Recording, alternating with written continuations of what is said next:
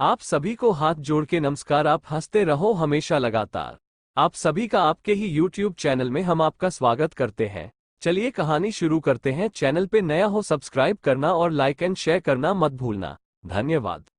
प्राचीन काल में राक्षस अपनी तपस्या के बल पर ऐसी शक्तियां प्राप्त कर लेते थे जिनके सामने टिकना देवताओं के लिए भी मुश्किल हो जाता था। राक्षस अपनी शक्तियों का प्रयोग करके आतंक और भय फैलाते थे। ऐसी ही एक घटना रक्तबीज नाम से राक्षस से जुड़ी है। रक्तबीज का अंत मां काली के हाथों हुआ, लेकिन इस दौरान गलती से मां काली का पांव भगवान शिव के ऊपर आ गया था। आइए जानते हैं उस घटना के बारे में। एक बार रक्तबीज नाम के एक राक्षस ने भगवान शिव को प्रसन्न किया और उनसे एक वरदान हासिल कर लिया। रक्तबीज को यह वरदान मिला था कि उसका खून जहां भी गिरेगा वहां से उसी के समान राक्षस पैदा हो जाएगा।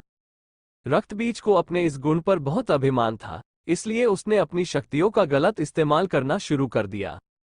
घमंड में चूर रक्तबीज ने देवताओं को युद्ध के लिए ललकारा। देवता रक्तबीज से लड़ने के लिए आ गए, लेकिन जहां भी रक्तबीज का रक्त गिरता वहां से एक और रक्तबीज पैदा हो जाता।